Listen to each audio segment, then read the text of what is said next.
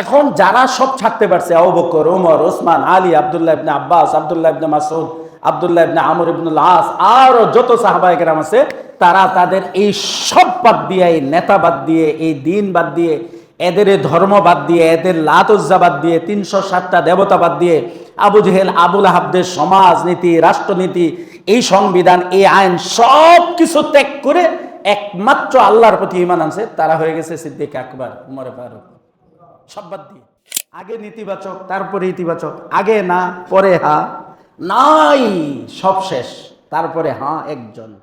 আমরা এনে বুঝি না এটা। কাফেররা ঠিকই, আবুল আহাব, আবু জেহেল, এরা বুঝেছিল। কি বুঝেছিল? লা ইলাহা ইল্লাল্লাহ, আল্লাহ ছাড়া আর কোনো ইলাহ নাই, আল্লাহ ছাড়া কোনো মাবুদ নাই। বললোটাকে এটা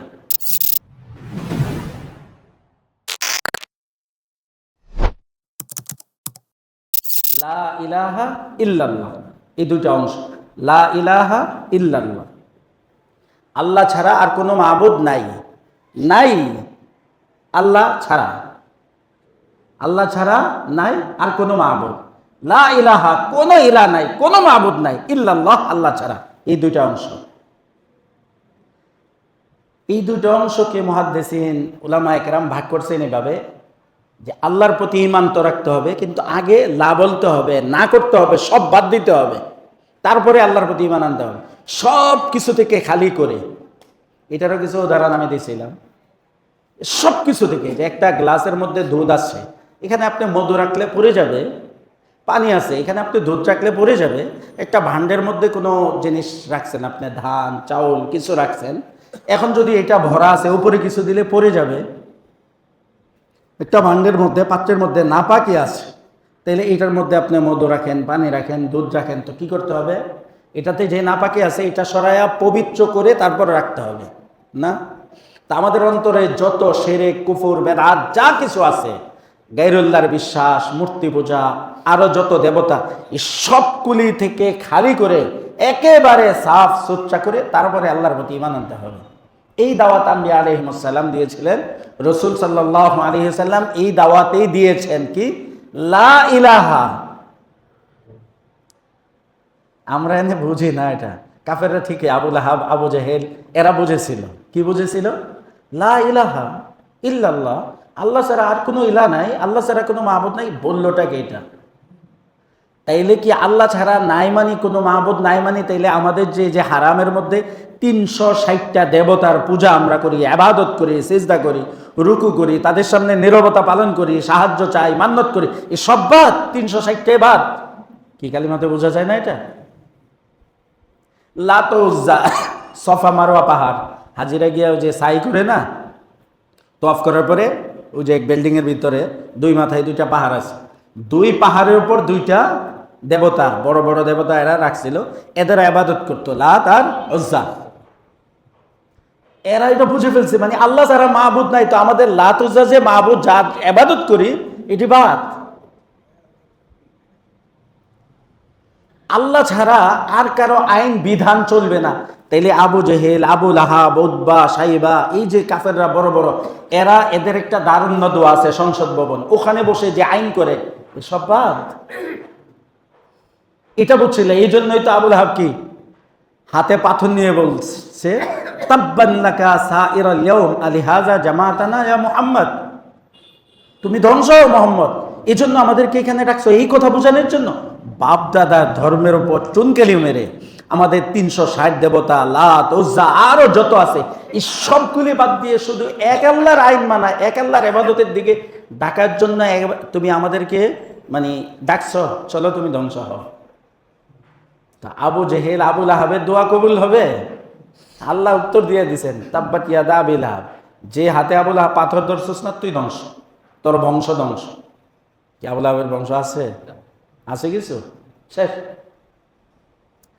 তাইলে দেখেন, কালিমা থেকে তারা কালিমার অর্থ বুঝছিল যে এরা এখন যারা সব ছাড়তে পারছে, আবু বকর, ওমর, ওসমান, আলী, আব্দুল্লাহ ইবনে আব্বাস, আব্দুল্লাহ ইবনে মাসউদ, আব্দুল্লাহ ইবনে আমর ইবনুল আস, আর যত সাহাবায়ে কেরাম আছে, তারা তাদের এই সব বাদ দিয়ে, এই নেতা বাদ দিয়ে, এই দিন বাদ দিয়ে, এদের ধর্ম বাদ দিয়ে, এদের লাত উজ্জা বাদ দিয়ে, ৩৬০টা দেবতা বাদ দিয়ে, আবু জেহেল, আবুল আহাবদের সমাজনীতি, রাষ্ট্রনীতি, এই সংবিধান, এই আইন সব কিছু ত্যাগ করে একমাত্র আল্লাহর প্রতি ঈমান আনছে তারা হয়ে গেছে সিদ্দিক আকবর, উমর ফারুক, সব বাদ দিয়ে।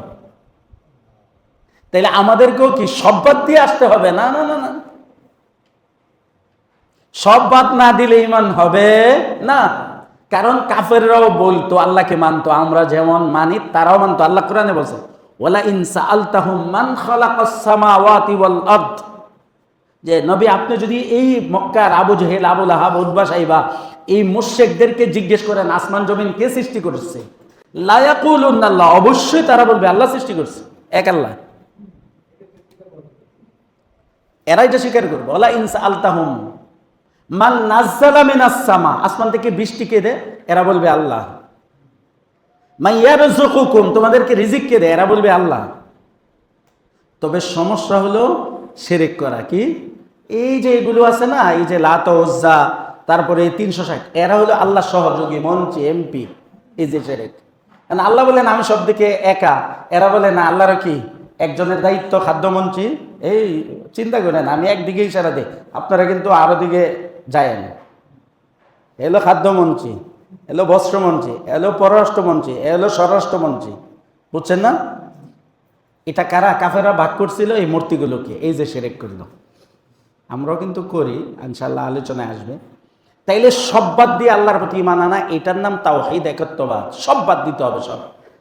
এইটাকে বলা হয় সব বাদ দেওয়া, তারপরে আল্লাহর প্রতি ঈমান আনা। এই দুইটা রকম, দুইটা মূল ভিত্তি। একটা থাকবে আরেকটা থাকবে না, লাইট জ্বলবে না, নেগেটিভ পজিটিভ দুই তার। এখন যদি আপনি মনে করেন যে একটা তার দিবেন না, আরেকটা দিয়ে লাইট জ্বলবে, ফ্যান চলবে, এসি চলবে, হ্যাঁ? কিন্তু কেউ যদি বুদ্ধিমান থাকে সে কি বলবে, আমি তার একটাই দিব, তবে এই চিকন তার দেব না। চিকন তার এই জন্য দুইটা লাগে, এমন মোটা জাহাজের মধ্যে থাকে না, ওই তার দিয়ে আমি লাইট জ্বালাবো। ওই তার দিয়ে যদি একটারই দেয়, লাইট জ্বলবে? যত মোটাই হোক চলবে? নেগেটিভ পজিটিভ দুইটা লাগবে না? হ্যাঁ, তো এখানেও নেগেটিভ পজিটিভ লাগবে। নেগেটিভ আগে, তারপরে পজিটিভ, আগে নফি তারপরে ইসবাত, আগে নেতিবাচক তারপরে ইতিবাচক, আগে না পরে হা, নাই সব শেষ তারপরে হ্যাঁ একজন, আগে না পরে হ্যাঁ।